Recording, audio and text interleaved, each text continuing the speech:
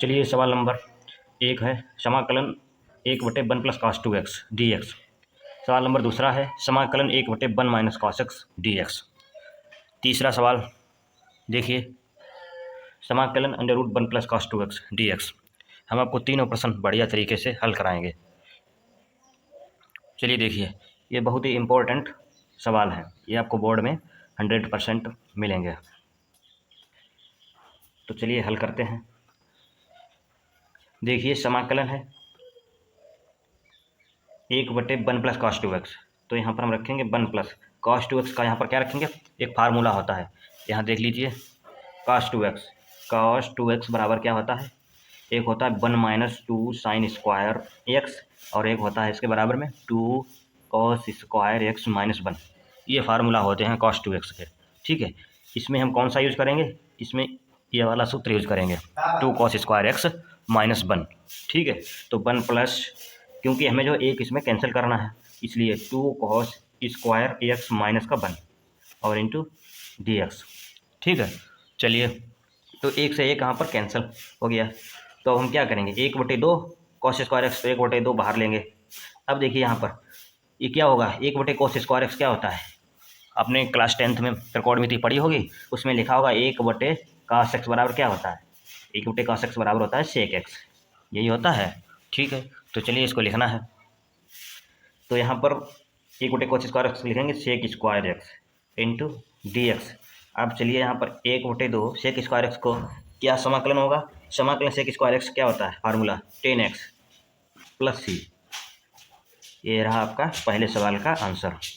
ठीक है, चलिए इसी प्रकार हम दूसरा सवाल हल करते हैं। दूसरा सवाल देखेंगे, बेहतरीन सवाल है। यहाँ देखिए 1/1 माइनस cos x, यही सवाल है। इसमें हम क्या करेंगे, कॉन्जुगेट करेंगे, संयुग्मी गुणा, अंश और हर में संयुग्मी गुणा करेंगे, ठीक इसके विपरीत। तो 1 प्लस cos x, नीचे भी होगा 1 plus cos x into D x. इस प्रश्न का हम हल करेंगे। तो देखिए इसका हल करेंगे, तो यहाँ पर देखिए इसका एक में करेंगे तो 1 प्लस cos x हो गया, और इधर 1 माइनस cos x और 1 प्लस cos x, तो ये क्या होगा, ये एक फार्मूला बन गया यहाँ पर। इसका बन गया a square minus B square बराबर a माइनस बी और a प्लस बी। ये बीजगणित का फार्मूला बन गया यहाँ पर, a माइनस बी और a प्लस बी। ठीक है, चलिए तो इसको क्या लिख सकते हैं, a का वर्ग minus cos square x into D x. अब ये सर्वसमीकरण यहाँ पर बन गई।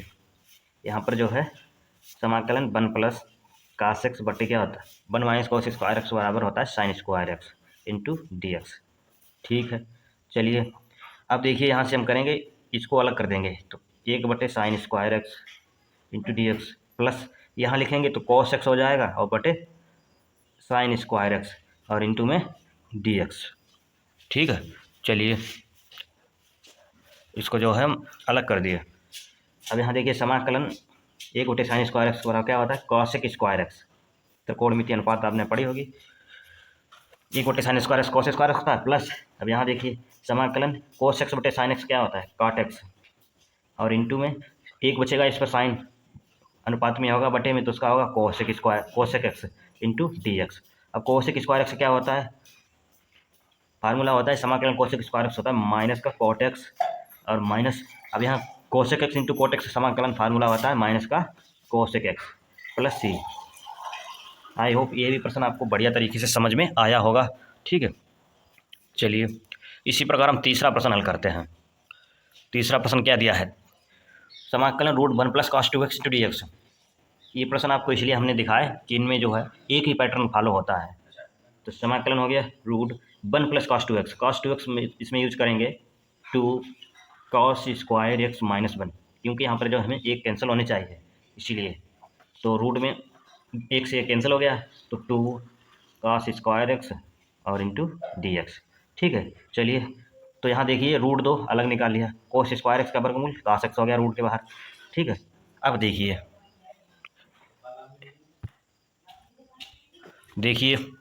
तो यहाँ देखते हैं √2 को बाहर लेते हैं और cos x into D x. √2 cos x का क्या होता है, समाकलन cos x का formula sin x into D X. तो यहाँ सीधे से लिखते हैं √sin x plus C, √2 sin x plus C, your correct answer. ठीक, तो आई होप आपको तीनों प्रश्न अच्छे तरीके से समझ में आए होंगे। ठीक है,